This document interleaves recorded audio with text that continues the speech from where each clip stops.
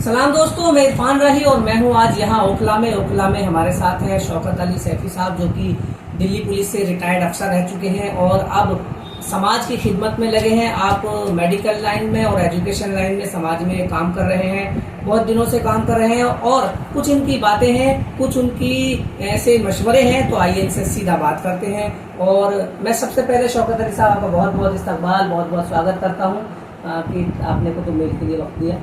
शुक्रिया इरफान साहब, आप आए, खुशामदीद जी।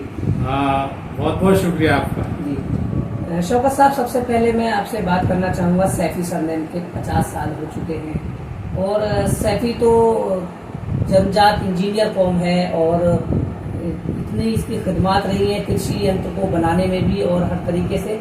आप कहाँ खड़ा मानते हैं आज के इस टेक्नोलॉजी के दौर में सैफी समाज को, एक खेती से लेकर के और आज मिसाइल तक के दौर में? सैफी समाज, इरफान साहब, जो सैफी समाज है वो पैदाइशी इंजीनियर है, इसमें कोई शक नहीं है और हर काम इस सैफी समाज ने आगे बढ़ के किया है। लेकिन ये जो समाज है बहुत ही आगे चल कर के बढ़ने की कोशिश करता है और ये जितनी भी तंजीमें इन्होंने सैफी समाज ने के बाद जो तंजीमें बनी हैं, उन्होंने सब ने अपना अपना एक कुछ न कुछ काम किया है और सैफी सरनेम जो दिया वो उसको 50 साल हो गए और सैफी समाज को मैं उसके लिए मुबारकबाद देता हूँ। और लेकिन सैफी समाज के जो हमारे बच्चे पढ़ने लिखने में किसी कारणवश उनकी माली हालत कमज़ोर की वजह से या उनको तरबियत न मिलने की वजह से या उनको ऐसा एक गाइडेंस न मिलने की वजह से नहीं पढ़ पाते हैं। बाकी ये थोड़ा सा मैं पीछे समझता हूँ इस समाज को।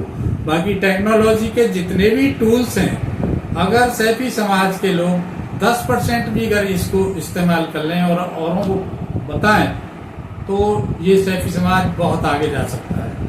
तो मैं तो ये कहूँगा और दुआएं करूँगा अल्लाह ताला से कि इस सैफी समाज को आगे बढ़ाएं, तालीम की तरफ जाएं और अच्छी अच्छी एजुकेशन सीख के और अच्छी कोई इंस्टीट्यूट बनाएं, कोई कॉलेज बनाएं, मेडिकल कॉलेज बनाएं। बहुत सारी चीज़ें हमारे जहन में है। और मैं रोकना चाहूँगा, 50 साल का दौर पूरा हो चुका है। इन 50 सालों में कोई बड़ा स्कूल सैफी सरनेम से नहीं है, सैफी समाज का नहीं है। इन 50 सालों में कोई बड़ा हॉस्पिटल नहीं है, कोई बड़ी लाइब्रेरी नहीं है और कोई सांसद भी नहीं है। मतलब कि कहीं ना कहीं अभी कसक बाकी है वो अचीवमेंट हासिल करने की, जो सैफी समाज जितना मेहनती है, जितना इंजीनियर कौम है, जितना कारीगर कौम है, जितना एक हुनरमंद है और जितना पढ़ने में भी आज के दौर में आगे है, हर तरीके से हर फील्ड में अपना लोहा मनवा रहा है। तो इनको आप किस नज़र से देखते हैं कि ये कमियां क्यों? ये सैफी समाज में थोड़ी सी नाइत्तफाकी का दौर है। एक दूसरे की बात को समझते नहीं हैं, अहमियत नहीं देते हैं।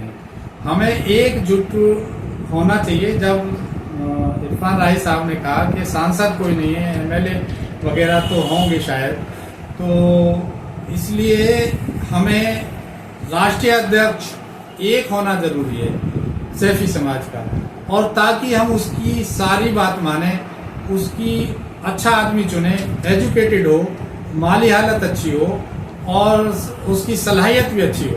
ऐसे आदमी को राष्ट्रीय अध्यक्ष बनाना जरूर चाहिए ताकि उसके बैनर के नीचे उसके साथ साथ हम आगे बढ़ सकें।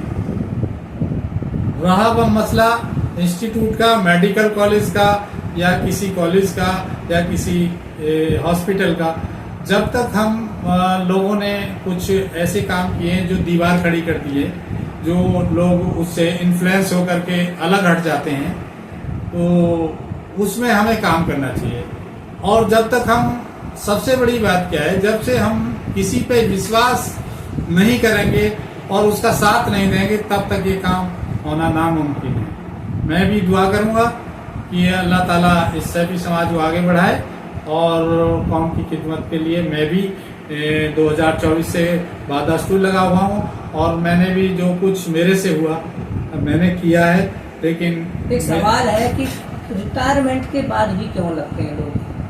रिटायर या सर्विस के दौरान क्यों नहीं समाज सेवा में आते, या फिर कुछ बंदिशें होती हैं, इस पर क्या कहेंगे? राय साहब, मैं तो सर्विस के दौरान 2000 से बादस्तूर अनऑफिशियली 2004 तक और 2004 से ऑफिशियली मैं सैफी समाज का काम करता रहा हूँ। बाकी ऐसा कुछ नहीं है कि हमने सर्विस के दौरान दिक्कत होती है, लेकिन मेरे सामने ऐसी कोई दिक्कत नहीं थी। दिक्कत होती है कि उसे बच्चों को पालना होता है, पढ़ाना लिखाना होता है, समाज की कुछ ज़रूरत होती है उन्हें पूरी करना होता है, इस वजह से इंसान नहीं करता। कुछ गवर्नमेंट भी इस रास्ते में घोड़ा बनती है। अच्छा, कुछ मजबूरियाँ होती हैं ऑफिशियली। एक बात आपने कही, चुनाव की राष्ट्रीय अध्यक्ष एक होना चाहिए। सैफी समाज की दर्जनों ऐसी तंजीमें हैं जो अलग अलग क्षेत्रों में, खासकर से दिल्ली में, उत्तर प्रदेश में काम कर रही हैं और उनके बड़े बड़े नाम हैं। कुछ काम भी बहुत अच्छे हुए हैं इन दिनों में। लेकिन आप और आपके अलावा बहुत सारे ऐसे लोग हैं जो चुनाव की बात करते हैं कि बिरादरी का राष्ट्रीय अध्यक्ष चुनाव से जीत करके आए, यानी कि उसका निर्वाचन होना चाहिए बाकायदा। इसमें आप क्या कहेंगे, आपका पक्ष क्या है? निर्वाचन होना तो मस्ट है। ये तो हमारे जिस देश में हम रहते हैं उस देश की प्रक्रिया है, और जिस देश में हम रहते हैं उसकी प्रक्रिया को हमारा मानना जरूरी है। और उसके तहत चुनाव से ही राष्ट्रीय अध्यक्ष बने और फिर सारा समाज उसको फॉलो करे। ये है कि अपोजिशन और पोजीशन दोनों होती हैं, तो थोड़ा बहुत होता है तो उसको तो गले लगा के चलना पड़ेगा। सारी चीजें मतलब एक तरफा नहीं होती हैं। आपके पास क्या फार्मूला है, चुनाव कैसे कराया जाए? चुनाव मेरे पास बहुत बड़ा फार्मूला है जो मैं इस इंटरव्यू के तहत नहीं बता सकता। मैं कभी खाली टाइम मिलेगा तो मैं आपको सारी तफसील से बताऊंगा, क्योंकि मैं भी काफ़ी सोचता हूँ। मैंने 1 रुपए की मुहिम शुरू की थी, फिर मैंने पिछली ईद पर, बकरा ईद पर मैंने एक कुर्बानी वाले मुस्लिमों से 100 रुपए की गुजारिश की थी। मात्र 3 आदमियों ने 100 रुपए डाले थे। तो मैं समाज से जानना चाहता हूँ और हमारे इरफान राही साहब से जानना चाहता हूँ, क्या 300 रुपए में कोई आदमी किसी मेडिकल कॉलेज को या किसी इंस्टीट्यूट को चला सकता है या बना सकता है? ये लोग जब तक साथ नहीं देंगे, और कोई कितना ही मालदार हो, अल्लाह ने किसी को कितना ही नवाजा हो, किसी एक आदमी का काम नहीं है।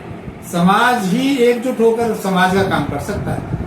ये मेरी अपनी सोच है, और इसको आगे बढ़ाने के लिए मैं इस प्रोजेक्ट को, जो मैंने 1 रुपए का भी प्रोजेक्ट बनाया है मैंने, और जो आप आगे बढ़ने की बात कर रहे हैं उसके प्रोजेक्ट में मैं सांसद के लिए भी आगे बात करने के लिए तैयार हूँ। कोई मेरे रिश्तेदार बैठे और इस पर डिस्कस करना चाहते हैं। क्या पैगाम देना चाहेंगे आप समाज को कि किस तरीके से कौम आगे बढ़े, किस तरीके से शिक्षा में सुधार हो, किस तरीके से राजनीति में हम राजनीति के पायदान पर अच्छे मकाम पर पहुँचें? इसके लिए आप क्या कहना चाहेंगे? मैं सैफी समाज के यंग बच्चों से गुजारिश करूंगा कि वो पढ़ाई लिखाई पर ध्यान दें, फिजूल की चक्कर में ना पढ़ें और पढ़ करके आगे जाएं और आगे अपने समाज को आगे बढ़ाएं और सारे फील्डों में उतरें, अलग अलग फील्ड में।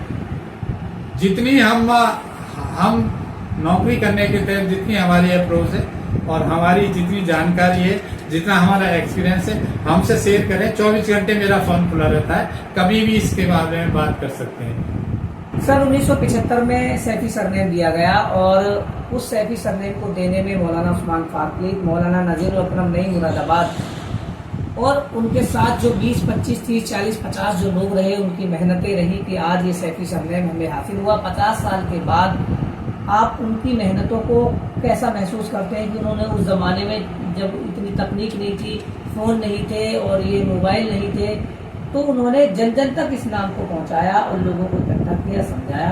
आज के दौर में क्या ये आसान है, ये जब मुश्किल था? उनकी मेहनत के लिए बहुत बहुत शुक्रिया और उनके एहसानमंद हैं हम। और आगे जब तक ये सैफी समाज रहेगा तब तक उनके एहसानमंद ये कौम रहेगी।